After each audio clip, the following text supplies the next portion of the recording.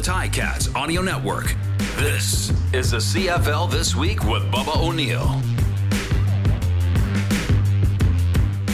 A lengthy curse comes to an end. The head coach is looking to secure his future in Saskatchewan. Did the Bombers' defense look a little leaky against the Lions? And that final push of the East title is underway. Speaking of underway, this is the CFL This Week on the Ticats Audio Network. Welcome to the podcast, folks. I'm Bubba O'Neil, and I'm joined by award-winning Sportsnet producer and reporter and CFL.ca contributor, Donnovan Bennett. I just come on so you can say nice things about me. So happy to be here. Hey, glad you're with us. Hey, from 770 CHQR. He's the Hall of Fame voice of the Calgary Stampeders, Mark Steven. Good morning. Still trying to unpack what happened Friday night at McMahon Stadium. And from CFL News Hub, along with the Jet Press, the man who actually believes that Zach Wilson is the new Joe Willie Namath, Mike Mitchell. Thanks for joining us. Thanks, Bubba. Maybe not. I won't go that far. But thank you very much. Thanks for having me on. All right, guys, let's get right down to business. Hey, Tiger Cats beat the Stampeders. I'll be straight with it there, Mark Steven, starting with you. You saw it. You called the game. This Hamilton Tiger Cat team, are they destined to be playoff spoilers? Well, I don't know if it put too much into one win, but the fact is they lost a lot of heartbreaking, crushing games earlier this year, and maybe things are reversing and starting to even out. And it was just a crazy, crazy game, much like the game Calgary played in Hamilton, with so many twists and turns to it. Are they ready to play spoiler? I don't know just yet. I'm not going to put too much into one game, but it was impressive, I got to say. And let's see where it takes them, because obviously it's been a terribly frustrating year up until that point. Mike, what'd you see? I'm impressed with the way Hamilton's playing of late. They've been more balanced offensively. Their defense has always been good. They have good special teams. I think they can definitely play spoiler. They're battle-tested, the Ticats. I mean, this is a team that has a psychological edge over teams like Montreal and Toronto because they beat them last year in the playoffs. They've been to 2 straight Grey Cups. So you can't discount that. Even though their record doesn't look pretty, Hamilton's been in a lot of close games. They've been very competitive, and they proved their mettle. Whether you want to say Calgary botch things towards the end of that game or not, that's a big-time victory to go in Calgary, something that Hamilton has done in ages.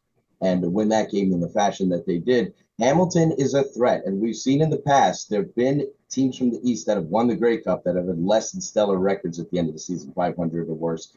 So we saw that with Ottawa and Toronto not too long ago. So I think Hamilton is fully capable of playing with any team in the CFL and getting back to a Grey Cup again. And wouldn't that be crazy playing in Winnipeg again? But here we are. You have to respect Hamilton's history. Orlando, Dane, all the guys on their defensive side of the ball, they've done this before, so why can't they do it again? Donnovan on CFL.ca. I don't know if you do the picks, but it was a clean sweep for Calgary. Everyone got shut out. I don't do the picks, but I'm not going to come on here in front. I would have picked Calgary too. Why wouldn't you have? But I will say this. The entire league should hope that Saskatchewan gets in via crossover, because this Hamilton team you don't want to see in a one-game scenario. Just look at the last month, right? They've won 3 of their last 4. Sounds good, trending in the right direction. Who they've beat? They've beaten Saskatchewan. They've beaten Winnipeg. They've now beaten Calgary. They've been really good battle-tested teams. And when they struggled in the middle of the season, when they played what it seems like 1,000 games against the Argos, they were really banged up. Quarterback position, banged up. The linebacker position, banged up. So they're starting to get healthy now. Dane has worked out whatever was ailing him, whether it's mentally or physically mid-season. They have Simone back in the middle of the field, who is someone who at the beginning of the week, offensive coordinators have the red laser pointer and they're circling him. Those things change everything. And let's be honest, they threw away a lot of games that they should have won early. So I don't want to see the Tiger Cats if I'm an opposing offensive or defensive coordinator in the playoffs. Mark, when I looked at the halftime stats when I was doing that halftime show, I was alarmed at, first of all, the time of possession in favor of the Stampeders. And then I looked at offensive plays. This is a half of football. Calgary ran 40 plays. The Tiger Cats ran 14 and yet found a way to pull out a victory. Yeah, it was a little unnerving because the score was so close. There's no reason it should have been close for the reasons you just mentioned. The stats were hopelessly one-sided, but Calgary threw 3 interceptions and a half, and they committed a lot of silly penalties, primarily on returns that took a lot of yardage off the boards on returns. So I think, I understand that Hamilton won. I give them credit, but an awful lot of that too was the Stampeders got in the Stampeders' way. I mean, they did a lot of things that have been uncharacteristic for them, but that's the reality. They were in their own way with a large number of turnovers and costly penalties. Mark makes a great point there. I will say that. I think going into that contest, Jake Maier had only thrown 4 interceptions and he got picked off 3 times in one half. But I think you have to kind of balance that with the fact that he kind of bailed out due to the pressure that the Ticats were sending to him. Yeah, Mark Washington, they had a great game plan there with the Ticats. They really did fluster them. Calgary is such a great running team. Jake Maier is in situations where he doesn't, he can convert easy completions. And then if you get them second and long and start rushing him with the pressure in his face, they change the game there. And I know Calgary had the ball for a long time, but when you throw a pick six, you're back in the field again. So that's kind of the story there. So I was really impressed with Hamilton's game plan. Their coaching has been really good this last stretch, the last month or so. And against Calgary, who's one of the better coached teams in the CFL, that's a difficult chess match to win. I thought Hamilton won that chess match defensively versus their offense on that particular night. See, I see it differently because I think the way the game ended and who won changed the conversation. You had, for me, a questionable decision by Orlando Steinauer to go for it late, and a more than questionable play call by Tommy Condell. I think the talk radio, the comments on this podcast, if that goes differently, and essentially we're talking about Hamilton not going to the postseason today, we're having an entirely different conversation. So Dane Evans and Poppy White need to have had big hugs from Orlando Steinauer and Tommy Condell, because essentially they saved the conversation and essentially saved the season. Yeah, I that's a fair point. I thought the defensive game plan for Hamilton was very good. Some of the situational moves by Orlando this season have been questionable, and you brought up fair points there. Condell as well, the offensive coordinator there for the Ticats. So, you're absolutely correct on that aspect of it. They almost got burned. They got bailed out at the end there, so those would have come into play. But I did think the defensive game plan for the Ticats was excellent against Calgary. They pressured their quarterback and forced them into turnovers. I thought that was one of Hamilton's best performances defensively. And I'm just going to say, you mentioned coaching. The Ticats obviously made some big adjustments at the half because Kadeem Carey was chewing them up badly early, and that was not the case in the second half. Conversely, we talk about things Hamilton is doing well. They've committed to the run game, which is something he hadn't done much of all year, and got a good one in the Hills. I think he's a really good looking back. Yeah, he really is. But Mark, you called that game. You were there live. When they stood on the offense, the Ticats offense stood on the field with a little under 2 minutes remaining, third down, and I thought was a healthy one from, I believe, their 22. Did you think this was Looney Tunes or what? I'm shocked. Sure. Totally shocked. That's, there's certain risks that you take, and I thought that was an extremely high risk play. So yeah, I was quite shocked. Maybe you do that kind of stuff near midfield, so if you do have a turnover, it's not as egregious, but they left it on the doorstep. Yeah, I was quite shocked with it, to be honest. And Donnovan, it's interesting when you look at that game, especially in the final moments of the game, it was like Hamilton were playing some of those early season games, giving themselves every reason to lose. They got caught napping on that short kick. The third down gamble gets stuffed. And then earlier, just moments earlier, the possession before, Wes Hills, who hasn't fumbled all season long, nice screen pass, picks up about 10 yards, and then drops the football. It was like, here we go again. It was, which is actually why I'm pretty bullish on this team moving forward, specifically Dane Evans, because how many times have we seen a replay of something going wrong late in the game and Dane literally looking up at the heavens, almost expecting something bad to happen, and it would snowball from there, and that wasn't the case, and he was the reason why they righted the ship. He was super calm under pressure in the pocket, and so I think if they do go on a run, and if Dane goes on to reach the heights that many people thought he would when he was leading them in back-to-back breakups, I think we might say like that game, that fourth quarter, the last 3 minutes might be a turning point, a changing of the chapters in terms of his career, because it was a questionable decision that he had to bail them out of. And I think the point, though, Bubba, that you made about the long yard being an important one, because Mike, as you know, in the NFL, we're having this great conversation about when to go for it, when the analytics say, the more progressive coaches being aggressive. And what gets lost is, well, situation matters, right? The algorithm can't tell you it's inches to go or it's a long yard to go. The algorithm can't tell you how you fired off the ball to that point in the game to get that, or if you have a play that you really like that you haven't used yet. And I thought, throw out the math. The situation to me seemed like an odd choice, but great players can bail you out of bad decisions if you're a coach, and I think that's what we saw. That's definitely the case. It's funny, it's short yardage in the CFL. A lot of times, even in the NFL, you see people say, "Oh, come on, you can't make a yard."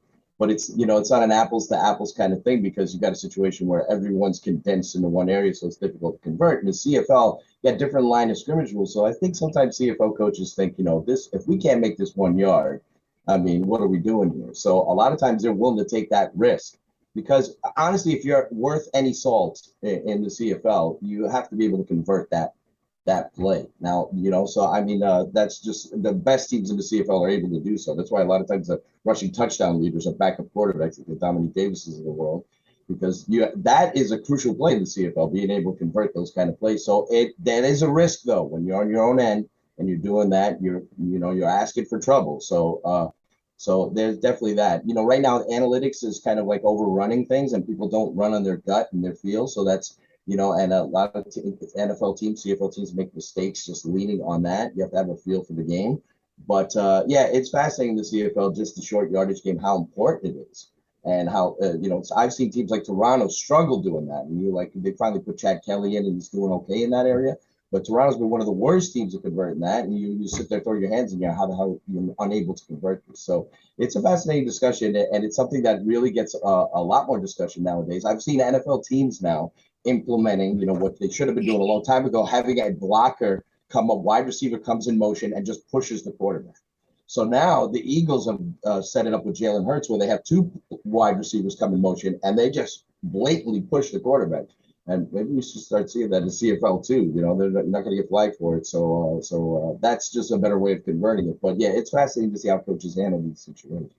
Well, if they're not going to call it, right, until they actually enforce that rule, and start to penalize the Reggie Bush push, you might as well do it. But you hit the nail on the head when you said, well, if you're not going to get 1 yard, and coach saying, well, if we can't get 1 yard, what are we doing?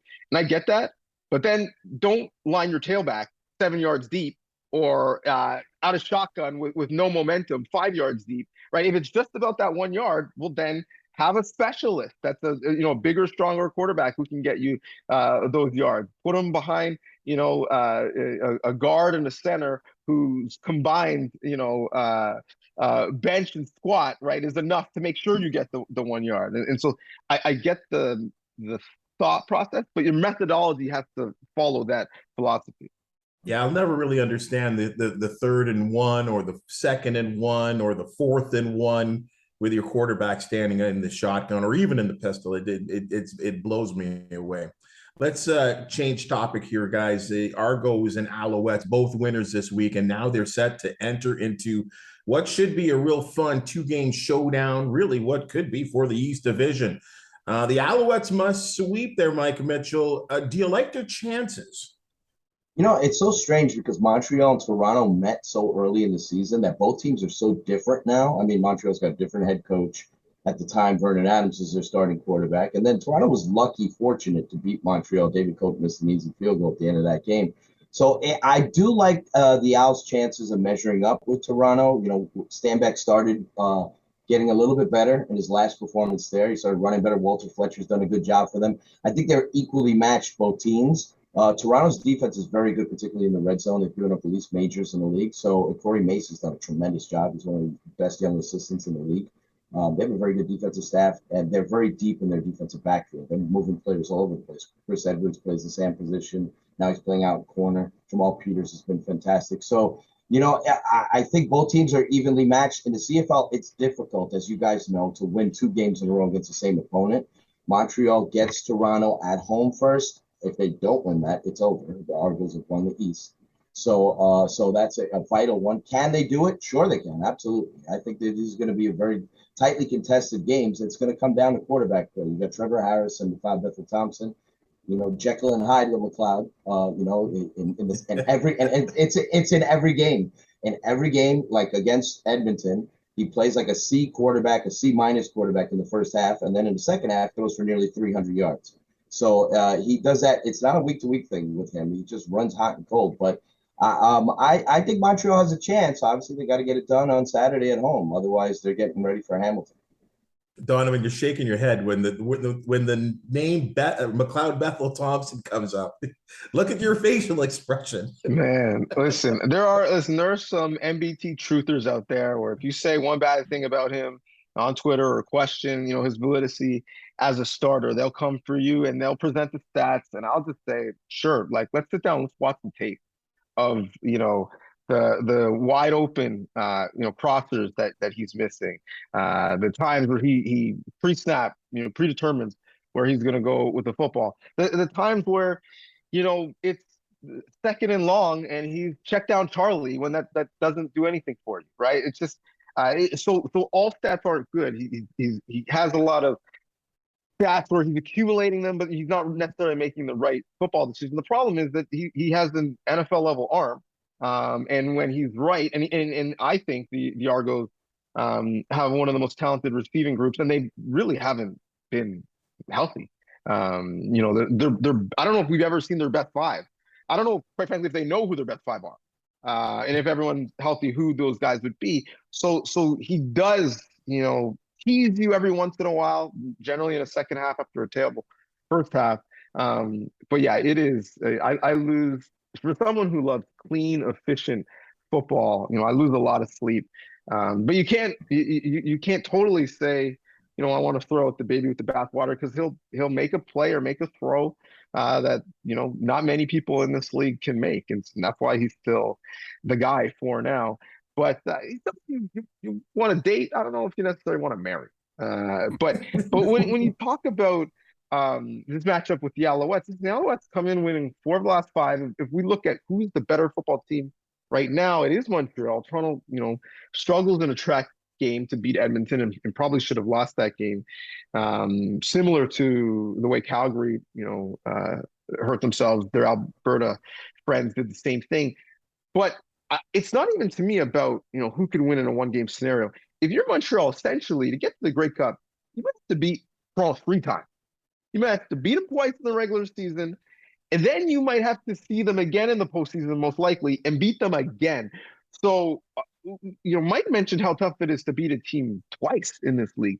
3 times in the span of a month is tough. So it'll be really interesting to see on both sides how much they show, knowing there's a likelihood they're going to see each other again with a chance going to the Grey Cup. I'm just going to say this conversation points out what I've believed all along. There's no more polarizing player in the CFL than McLeod Bethel-Thompson. I don't know if I'm a fan of his, but I look at the results. It's ugly. It's awkward at times. It's unconventional, but he does put up the numbers, and Toronto's on top. So I guess I'd put myself in the supporters column, not maybe his biggest supporter, but I understand that the results are there. And in the end, that's what counts. And he's got the results to show. But Mark and Bubba and Mike, you guys, I'm sure, would have a viewpoint on this. Is that more so? Forget about McLeod, right? Let's use him as a baseline. Is that more so a testament of where quarterback play is in this league right now, by and large? Because the retort is, okay, well, how many QBs in the league would you trade for him? And that list, how long is it? Depends, I suppose, what your taste is in quarterback. But ask our friends in Saskatchewan about their feelings about Cody Fajardo in any given series. The Trevor Harris experience has always been one that's up and down. And I think he's probably, going to end up with Hall of Fame type numbers, right? We had a golden era of Anthony Calvillo and Ricky Ray and Damon Allen, and before that, Tracy Ham and so on and so forth. lineage, just Calgary, like every single quarterback that came through was a Hall of Famer. And now you got to really squint to say who's playing in the league right now that's going to have a butt. Zach? Other than that, right, like Trevor hasn't been the guy to win a Grey Cup, right? He's been on a Grey Cup team. There's lots of reasons for that. And the change of the game in the NFL, I think, is a big part of it. But I think it's a testament to where quarterback plays in the league across the board. So are we saying that we like Trevor Harris's chances more so than McLeod Bethel Thompson there, Mike? Trevor's extremely efficient quarterback, sometimes to the point where he's boring. McLeod's certainly not boring. The one thing I will say about him, though, is the talent is definitely there. And then from a character and teammate and toughness standpoint, he has the full support of his teammates in the locker room. McLeod is a high character guy, a little bit unique, but he takes a beating. The Toronto's giving up the third most sacks. They're down to like their fourth and fifth offensive tackles. So McLeod is fully capable. He's not an elite player. He's not an efficient player like a Trevor Harris, high completion percentage, all that. But McLeod is fully capable. I saw it last year in Hamilton where he threw for over 300 yards in the second half and beat the Ticats on Thanksgiving Day. Not an easy place for them to go into the hammer and win. So I think McLeod is fully capable. He's a competent, like a B quarterback in the CFL. He's not an A. Like he gives you too much C. But he does have elite performances. That's why the numbers are there, and he's won a lot. This isn't just a compiler, because the Toronto's been last in the league in rushing. So a lot of their success is based on McLeod making plays. So and that's where they've been this year. That's why he's leading the league in passing yards, and a lot because they have to throw a lot. But I think he's better than people give him credit for. But he's definitely, like Donnovan brought up, he's not in the upper echelon of quarterbacks that we've been accustomed to watching in the CFL. And he can be frustrating for Argos fans and all that, because he'll go through a stretch where he's mistiming his throws, missing open receivers. It's like aggravating. But then, you live with the good and the bad with him because of his toughness, his character, and he's winning a lot of games. Last 2 years, Bingo. 19. Yeah. So you have to give him credit for that, So and the Toronto's, they've been pretty bad for a long time. The last 2 years, they've been a contender. They won 10 games this year. First time they've done that since 2015. They won the East last year. So, maybe something better will come along for Toronto. We do need more Nathan Rourke's in the CFL, but I think MBT deserves some credit for what he's done in the CFL. He's not perfect. That's for sure. I'm just going to say, sorry, go ahead, Mark. Strong probability that Toronto will host the East Final for a second straight year. That speaks to something. That's the way I see it. It does, and I think Ryan Dinwiddie gets a lot of heat too. He's had a lot of questionable game management decisions, but look at what Ryan Dinwiddie's done the last 2 years. I know a lot of people like to say, "Well, Toronto's bought this team, right?" But when you look at their roster, look at all the people that have been injured. No Eric Rogers. They lost their starting center, who was an all-elite player, rookie Peter Nicastro last year. They're down to their fourth and fifth offensive tackle. They got Philip Blake playing at left tackle. So Andrew Harris obviously gone, Eric Rogers gone. They've had injuries all over the defensive side of the ball. So Ryan Dinwiddie's done a very good job for a young coach. Results speak for themselves. He's not, again, like McLeod, not perfect. His game management decisions leave a lot to be desired, but he's a good play caller. And they've done a good job. Toronto's winning games. And let's give him credit for bringing out the best in McLeod Bethel Thompson too, because McLeod Bethel Thompson has a mega page list of all the prior teams he's been on. It's worked in Toronto, and I give him the credit to Ryan. Yeah, and that's a very good point, Mark, because a lot of people thought that wouldn't mesh.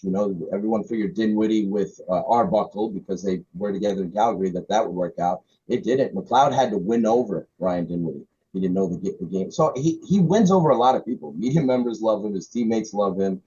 He's an easy guy to root for. So, But he can be aggravating for sure. And yeah, both those guys deserve credit. They're winning a lot together the last 2 years. Now, if they collapse in the playoffs, if they lose at home again to Hamilton and Montreal, they're going to get a lot of heat. That doesn't mean that they're not going to be back the following year, but they got to kind of finish the job. There's a lot of bitterness from the way things ended last year. And so I foresee a possibility where Hamilton might be knocking off Toronto at BMO Field again, which would be crushing. We'll see how that goes. See, I'm going to be the one who's drinking the haterade in my coffee this morning because I see the same things. Ryan Dinwiddie, rookie coach, deserves more respect. He's second year on the job. I'm like, well, one, he had a trial year because he was the coach during the pandemic where he could get everything together. Two, who since he's been an Argonaut, what front office has spent more on player acquisition than the Argonauts? Three, they're 9-2 versus teams that are 500 or below. You're not going to see any of those teams. Well, actually, in the East, you might see a couple of them, but you're not going to see many of those teams in the playoffs. The whole goal is to win the Grey Cup. Now, win a lot of games. And my question is always: you love MBT, great. You love Ryan Dinwiddie, great. Do you think they are helping or hurting in the cause to win a Grey Cup? And if you think they're good enough to win a Grey Cup, God bless you. We'll see.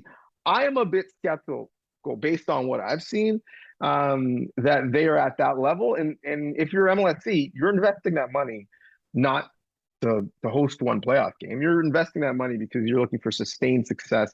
And hopefully that is the road to marketing the team better and getting more butts in seats long term. It really turns in. I don't care if it's this podcast, CFL Hub, TSN, CFL.ca.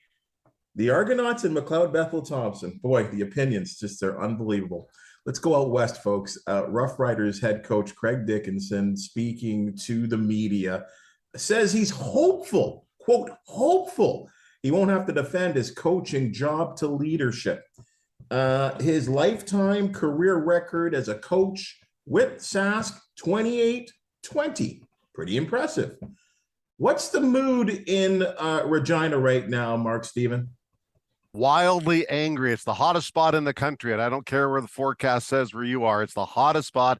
They are livid there with a team that started out strong, has fallen on some very hard times. They did host the Grey Cup in 2013 and won it. There was an expectation they'd be able to duplicate that feat. They're nowhere close to that. They aren't even close to the playoffs right now. So there's a lot of anger and rage in the air. And yes, Craig Dickenson is feeling an awful lot of it, but I suggest that some of it needs to go above him as well.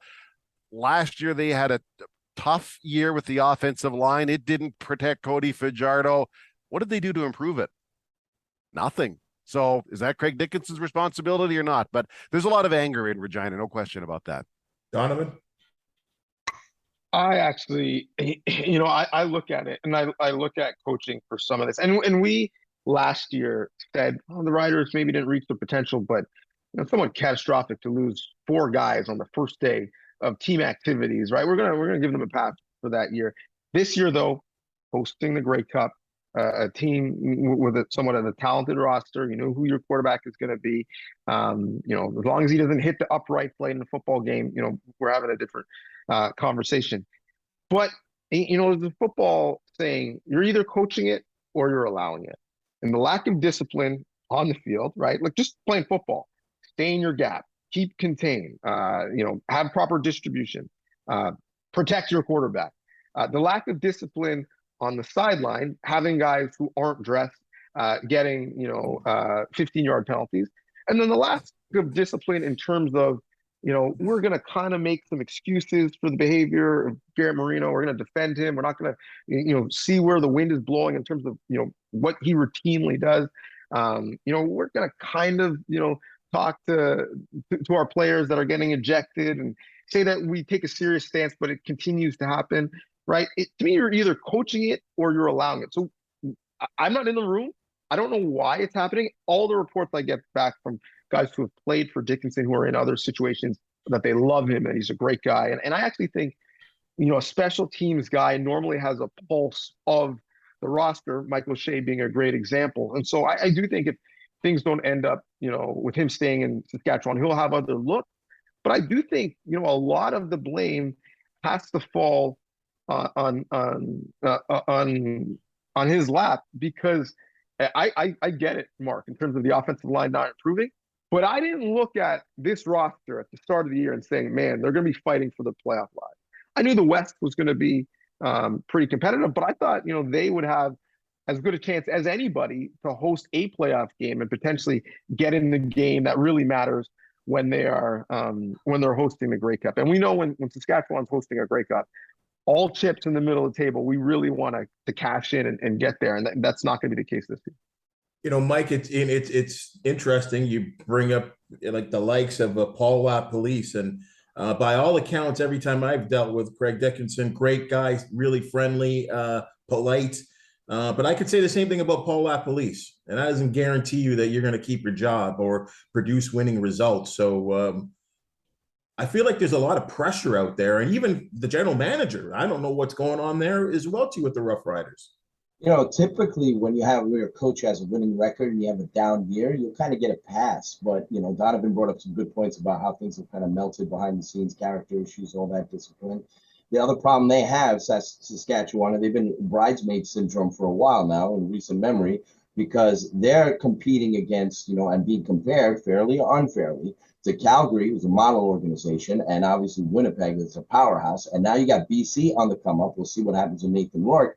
And so I think Saskatchewan management's got to sit down and figure out, you know, is Craig Dickenson the man that's going to put us in a position to compete with those guys? That's a difficult challenge out west, because Calgary's going to win every year. Winnipeg, we know how great they are. So, and now BC has a super, we'll see what happens with Rourke, whether he gets interest south of the border, but now BC is going to be an elite program themselves. They look like a playoff team every year, especially if they got that kid at quarterback. So, I mean, you know, problematic for Dickenson. He's in a tough spot. And the big thing is not just their record this year. I don't think they're going to make the playoffs, even though they're theoretically still alive.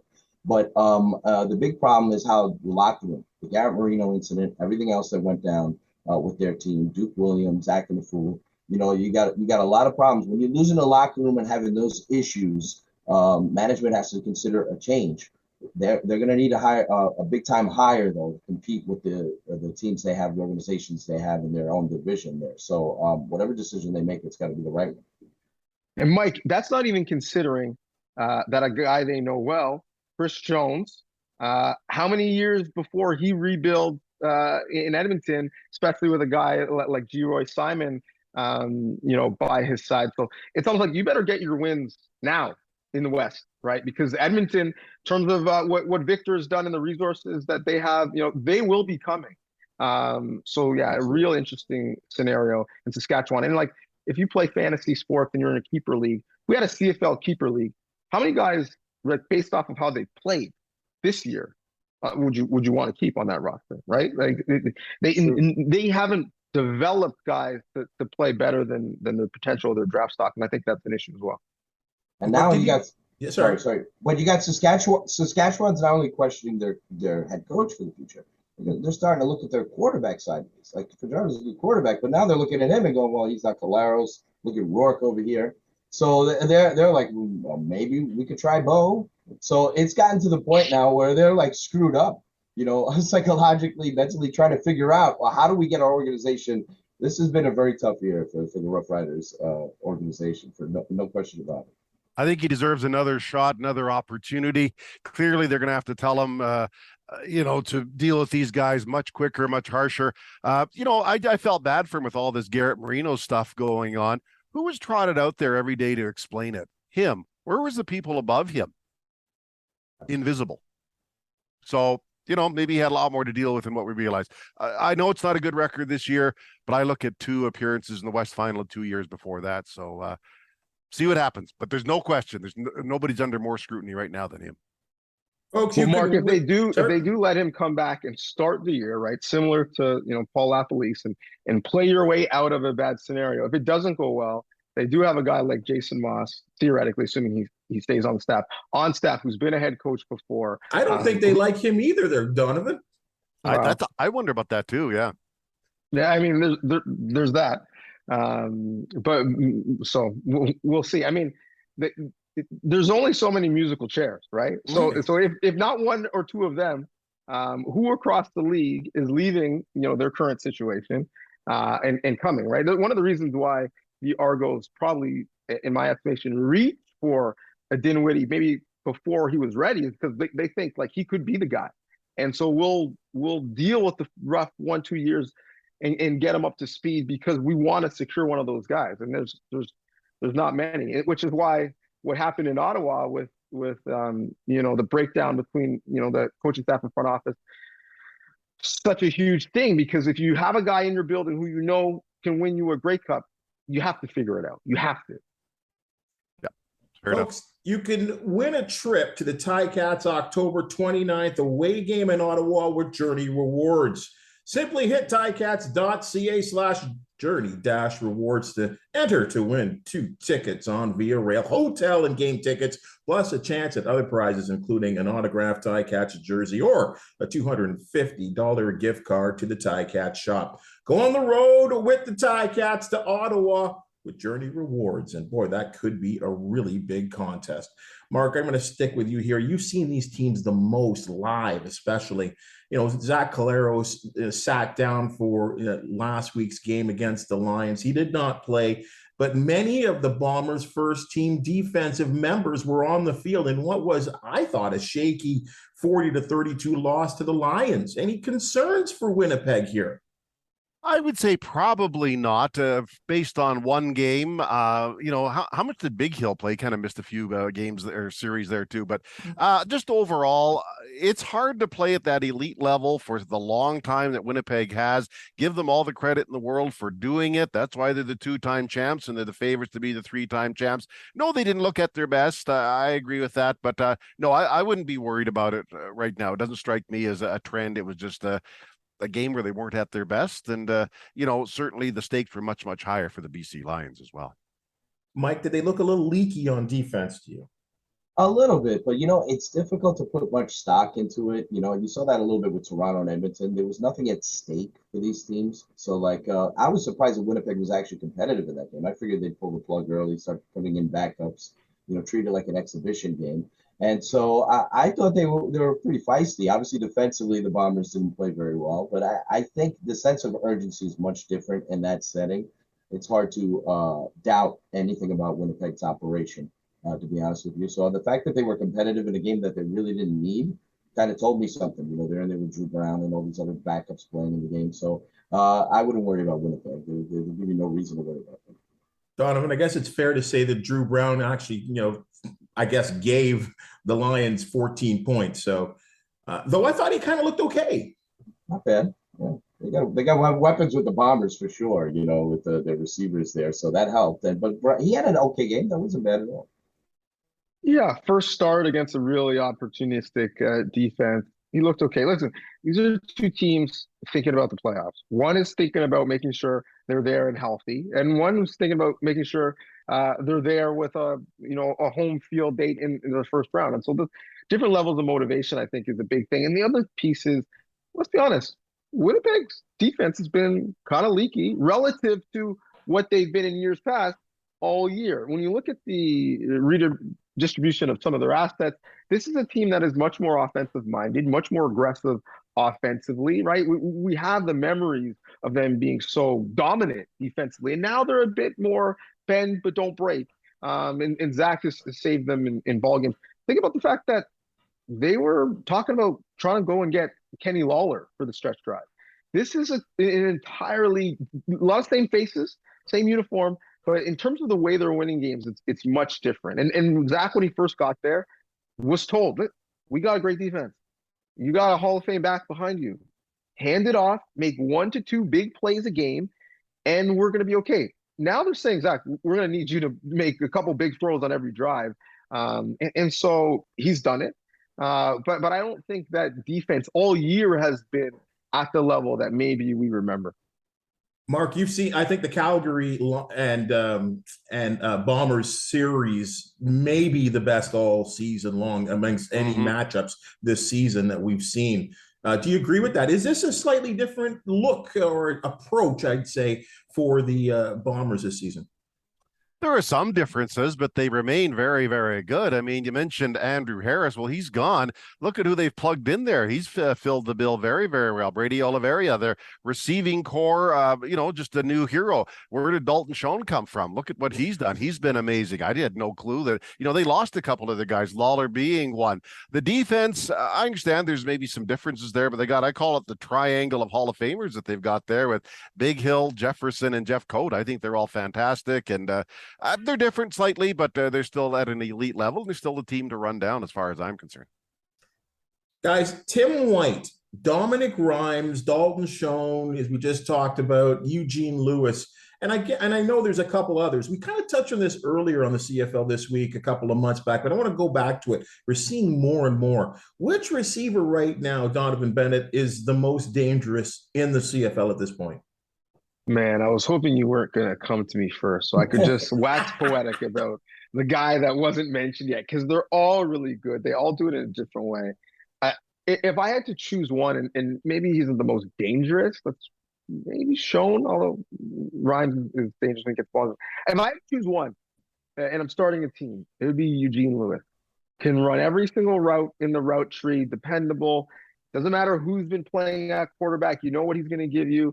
And also a great leader in the room. So I would take him, but yeah, and Poppy White, being in this conversation, given what he's done lately, and not someone like Dunbar, who coming into the year was the true one on that offense, as a testament to how far he's grown. Schoen has made so many big plays, but if I had to choose one guy, it would be Eugene Lewis. Who do you like, Mike? Of that group, from a seniority standpoint, you got to go Eugene Lewis. He's the most elite receiver in the league. I sometimes wonder why Montreal doesn't target him more. Against Ottawa, he only had 3 catches, so I think they need to focus in on getting him the football more.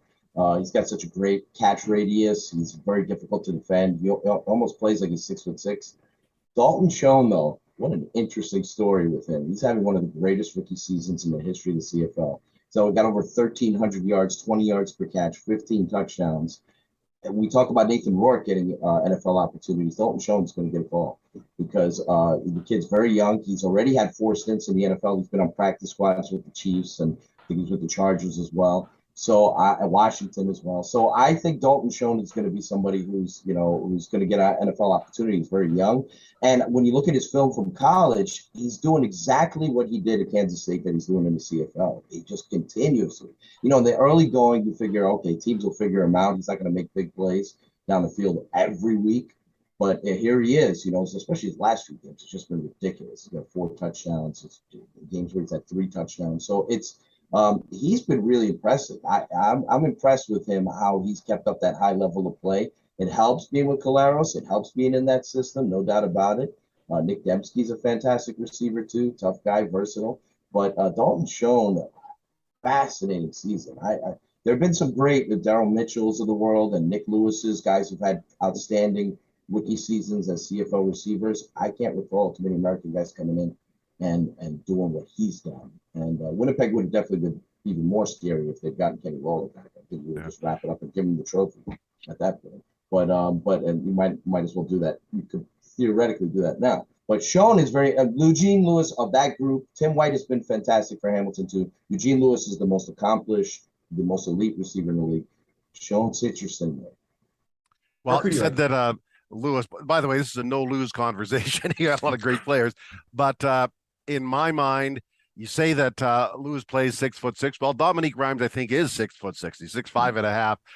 Does have the great catch radius. As I say, you wouldn't lose with either one of them. I guess I've just seen more from Rhymes, although Lewis is fantastic. They're both on the first team all CFL. No questions asked about that. So they're really, really tremendous players. But I guess he's got maybe a few more moves in terms of ability to go up and get 50-50 balls. But Lewis is very good too. This is not a knock on him. But if I had to pick, I would pick Dominique Rhymes with the way he's played this year. But as I say, nobody's wrong here. Mark, Calgary have had so many of these kind of guys on a wide receiver, and they kind of have departed to other teams. And who's out there in Calgary right now that you think is on that list or would be close to on that list? Malik Henry is probably as fast as there is in the league. He's been blowing by defenders all season long. Missed the game against Hamilton with an ankle injury. I think he'll be back against Saskatchewan this week. Not sure, but Malik Henry among the current players is right there in terms of his speed and just ability to get open behind defenders. He's not particularly physical, but he is very, very quick and very speedy, and his breaks are tremendous. Donnovan, I think Tim White is getting there, and he's a guy that out of Arizona that I really, really liked. I might have been one of the few people that knew him just because I come home late and watch a lot of WAC football. But so I thought there was room for him to grow. I continue to see him grow. Would we put Curly Gittens Jr. on that list too, as a guy that's got some way to go, that the top end of what we may see 2 years from now may be there? Yeah, no question. I mean, I think he's in the conversation with Dembski in terms of best Canadian receiver. But, between him and Tavares Daniels, it's 1A in terms of who is the number one in that offense. And we're not far removed when Curly Gittens Jr. coming out of Wilfrid Laurier was a number 5, right? Who was just the wide receiver who's running routes for exercise essentially, but slowly and surely, he's moved his way, up that ladder and into the middle of the field. And now he's the guy who they move him all around to get mismatches, and is a guy who, certainly they trust in big money situations. And, Mike mentioned that sometimes McLeod will miss a receiver when they're wide open. Man, I just watch and think, if I was Curly, I'd be thinking about all the incentives that I would be getting if McLeod hit me some of the times where I was wide open and he threw me a hospital pass, or he threw it into the stand. So yeah, he's in that conversation for sure. Real athletic, but real smart route runner. You're seeing him use leverage and pick up the nuances of playing slot in the CFL. Final word to you there, Mike. Yeah, it's funny. There are a lot of misfires between MBT and Curly Gittens. They do have a good chemistry with one another for sure. Toronto, it's the focus on Toronto a lot of times, all the big high-priced free agents they signed. They got an all-star center. They drafted Peter Nicastro. Curly Gittens is a great story. That's a third-round draft pick that the Argos picked up, and it's always awesome when a hometown guy, national player, emerges like that. So it's Curly Gittens is a terrific receiver. He's just scratching the surface. He's very close to going over 1,000 yards first time in his career. Fantastic. There's some really good Canadian receivers in the league with Dembski, the kid in Saskatchewan. So there's a lot of really good players there. But Gittens is one of the best route runners in the league. Very crisp, smooth player, fun to watch. Guys, been an outstanding chat here on the CFL this week. You guys have been spectacular with your opinions and your insight, and that's what we're looking for here on the CFL this week on a weekly basis. And I know we're getting the response from the people that watch this and listen to this podcast. I mean, love having you guys on. Mark Steven, thank you again. Thank you so much for joining us. Mark Steven, where do we find you? And the people that want to speak to you, if they're a little angry with Calgary, how do they contact you? Well, we're on the air on 770 CHQR in Calgary, or my Twitter feed is Mark on Football. So there you are. You can reach me there. And if you got anything to say, I love talking football all the time. So by all means, don't hesitate to reach out. Mike, you are covering football on both sides of the border. Where do Jets fans find you? You can find me at thejetpress.com. Also cover the CFL for CFLnewshub.com and the Toronto Argonauts. And I cover the XFL. They're coming about sooner or later. At xflnewshub.com. My social media handle, of which I suck at social media, but my byline is at BYMIKEMITCHBW. Donnovan, you do not suck at social media. Where do we find you? Just league average at social media. At Donnovan Bennett is a handle on Twitter and Instagram, DONNOVANBENNETT. And yeah, if you want to argue about whether or not MBT is good, I'm always happy to have those threads. I just like people who follow read progression. Sue me. Hey, folks, we keep you up to date, entertained, and informed with lots of great content for your listening pleasure. Follow us on Ticats Audio Network, on Spotify, Apple Podcasts, or anywhere you get your pods. Listen, like, subscribe. Hey, YouTube as well, too. Let us know what you think with a great review or even a bad review. We'll take it. We'd like to improve if that's the case. This is the CFL This Week. I'm Bubba O'Neil. We'll look forward to you being with us on the Ticats Audio Network next week. The CFL This Week with Bubba O'Neil. Subscribe, like, and get the deepest takes on Canada's game every Monday.